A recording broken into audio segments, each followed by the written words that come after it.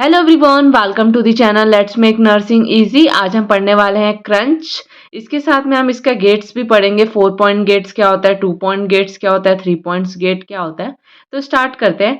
Crunch क्या होता है? क्रंच को हम हिंदी में बोलते हैं बैसाखी। इसके हेल्प से क्या है, जो भी पर्सन को फ्रैक्चर होता है या एम्पुटेशन होता है तो वो इस क्रंच की हेल्प से क्या है, चल पाता है, मूवमेंट कर पाता है, अपना जो डेली लाइफ का काम है उसको कर पाता है थोड़ा इजीली। तो ये क्या होता है, क्रंच अगर आप इमेज में देखो तो ये एक्सिलरी पैड होता है ऊपर में, उसके बाद ये हैंड ग्रिप होता है, फिर ये फरल फरल होता है या फिर इसको रबर टिप एंड भी बोलते हैं, रबर टिप एंड, ताकि कुछ भी जगह पे फिसल ना सके उसके लिए होता है। ये यहाँ पे हैंड का आपको ग्रिप बनाने के लिए होता है। सारा प्रेशर जो हमको यहीं डालना रहता है, ये एक्सिलरी पैड रहता है, यानी एक्सिला के नीचे इसको रखना रहता है।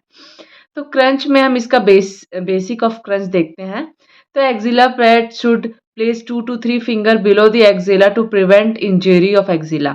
जो एक्सिलियर पैड है इसको हमको 2 to 3 फिंगर क्या रखना है, एक्सिला के नीचे रखना है, ताकि एक्सिला पे ज़्यादा प्रेशर ना पड़े, वहाँ इंजरी ना हो, वहाँ के नर्व्स का इंजरी ना हो। इन सेंटीमीटर अगर हम देखें कि कितना नीचे रखना रहता है, तो हमको 5 to 7 सेंटीमीटर नीचे रखना है या फिर 2 to 3 इंच नीचे रखना रहता है एक्सिला से। Weight should be bear on palm not on axilla. और जो वेट रहता है, जो आपका बॉडी का वेट आएगा, वो हमको कहाँ पे, अपने पाम पे लाना है, यानी अपने हाथ पे लाना है, जो हैंड ग्रिप था वहां पे लाना है, ना कि एक्सिला पे लाना है। Elbow should be flex 20 to 30 degree while holding the crunch.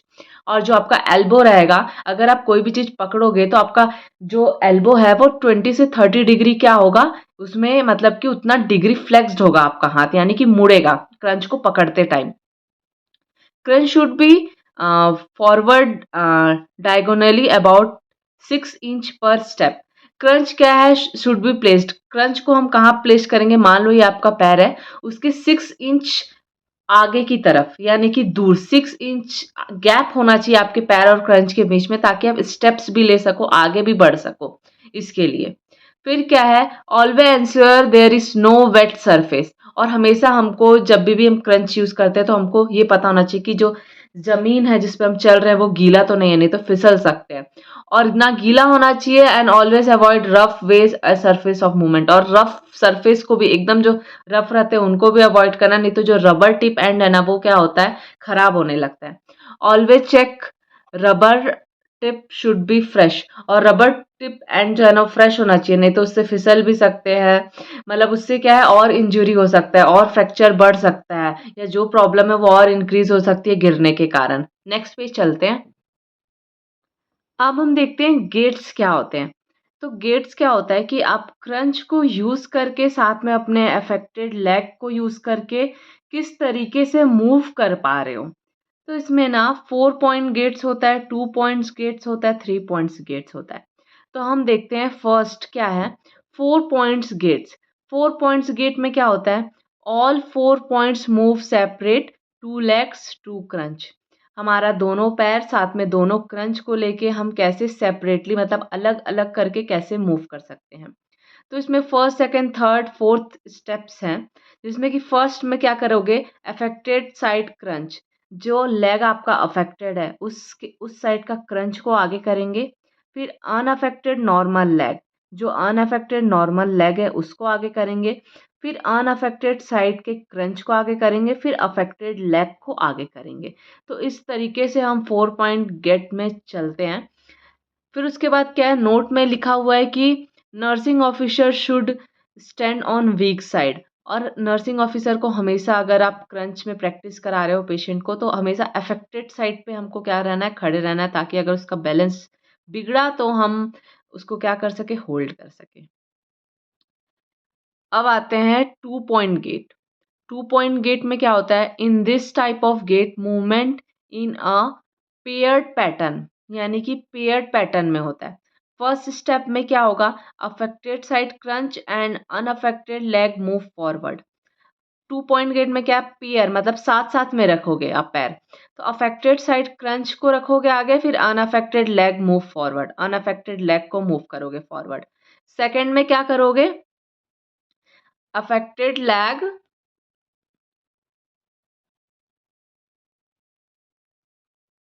Affected leg and unaffected side crunch move forward. इसमें क्या होगा कि अफेक्टेड लेग को एंड अनअफेक्टेड साइड क्रंच को क्या करोगे, मूव करोगे फॉरवर्ड। तो 2 पॉइंट गेट में कुछ इस तरीके से आप क्या कर पाओगे, मूव कर पाओगे। फिर थर्ड क्या है, 3 point gait use in amputation. अगर कोई पेशेंट है उसका एक पैर एम्पुटेट हो गया है तो उसमें हम 3 पॉइंट गेट यूज करते हैं, जिसमें कि हम फर्स्ट स्टेप में क्या करेंगे, both crunch and affected leg move forward. Both crunch, जो क्रंच है साथ में अफेक्टेड लेग है उसको मूव कराएंगे फॉरवर्ड। फिर सेकंड में क्या करेंगे, जंप विथ अनअफेक्टेड लेग, फिर जंप कर करके इस अनअफेक्टेड लेग से मूव करेंगे। अब नेक्स्ट पेज चलते हैं। सो फोर्थ ये है कि swing to gaits. Swing to gaits यानी कि इसमें क्या करेंगे, फर्स्ट फर्स्ट क्या करेंगे हम, मूव फॉरवर्ड बोथ क्रंच को आगे करेंगे। फिर सेकंड में क्या है, jump the both leg till the crunch. उसके बाद जंप करके हम क्रंच तक के पहुंचेंगे, यानी क्रंच तक, जहां क्रंच है वहां तक के हमारा जो स्टेप है, वो जो पैर है वो आएगा। फिर क्या है, swing through gaits. Swing through gaits में क्या करेंगे, फर्स्ट क्या करेंगे, मूव फॉरवर्ड बोथ क्रंच। इसमें भी बोथ क्रंच को हम क्या करेंगे, आगे रखेंगे। Jump through the crunch and more forward from the crunch. हम वहां जो स्विंग टू गेट्स में था वहां हम क्रंच तक पहुंच रहे थे, इसमें थ्रू गेट्स है यानी कि क्रंच के आगे तक पहुंच जाएंगे हम इसमें। फिर अगर हमको सीढ़ी चढ़ना है क्रंच से तो हम कैसे करेंगे, फर्स्ट में क्या है, unaffected leg put on the stairs. Unaffected leg को हम सीढ़ी पे रखेंगे। फिर सेकंड में क्या करेंगे, followed by affected leg and both crunch. उसके बाद हम बोथ क्रंच को और साथ में अफेक्टेड लेग को क्या करेंगे, सीढ़ी पे रखेंगे। तो इसके थ्रू हम क्या है, ऊपर सीढ़ी पे चढ़ते जाएंगे। अब वही अगर हमको अब सीढ़ी से अब नीचे उतरना है तो सीढ़ी से नीचे उतरने के लिए क्या करेंगे, both crutch affected leg put on down stair. जो बोथ क्रंच है साथ में अफेक्टेड लेग को हम नीचे सीढ़ी पे रखेंगे। फिर फॉलो बाय अनअफेक्टेड लेग को, यानी कि हम दो पैर का ही यूज करें। अफेक्टेड में हम क्रंच भी यूज कर दे रहे हैं दोनों, और अपना अफेक्टेड लेग भी यूज कर दे रहे हैं। और जो अनअफेक्टेड में उसमें अनअफेक्टेड लेग सिर्फ यूज करें। इसके थ्रू हम सीढ़ी से क्या है, नीचे उतर जा रहे हैं। फिर हमको अगर सिट डाउन करना है तो इसके लिए नेक्स्ट पेज देखते हैं। तो इसमें क्या करेंगे, first hold both crunch toward affected side. अगर हमको नीचे बैठना है तो सबसे पहले होल्ड करेंगे both crunch toward unaffected side. दोनों क्रंच को, मतलब एक क्रंच को एक आर्म से निकाल के दूसरे क्रंच की तरफ क्या कर देना है, पकड़ लेना है। ठीक है।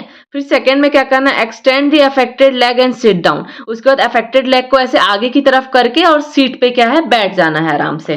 फिर वही अगर हम बैठ गए हैं, अब हमको क्या करना है, स्टैंड अप करना है, अब उठना है। तो क्या करेंगे, extend the affected leg. Affected leg को फिर से एक्सटेंड करेंगे। फिर सेकंड में क्या करेंगे, hold the both crunch toward affected side. Affected side के तरफ दोनों क्रंच को पकड़ेंगे। सबसे पहले जो अफेक्टेड लेग था उसको एक्सटेंड किए। उसके बाद जो अफेक्टेड लेग है उस साइड पे दोनों क्रंच को पकड़ के हम क्या हो गए, खड़े हो गए। क्योंकि एक पैर हमारा काम कर रहा है, एक पैर को हमने एक्सटेंड किया और क्रंच की मदद से खड़े हो गए। अब क्रंच की मदद से खड़े होने के बाद एक क्रंच को इस साइड दूसरे साइड लेके आना है और फिर हम अपना चलना शुरू कर सकते हैं। तो यहाँ तक था हमारा क्रंच और गेट्स। आपको समझ आया कि नहीं, कमेंट में जरूर बताना। और चैनल पे न्यू हो तो ऐसे वीडियोस के लिए like, share and subscribe. Thanks for watching.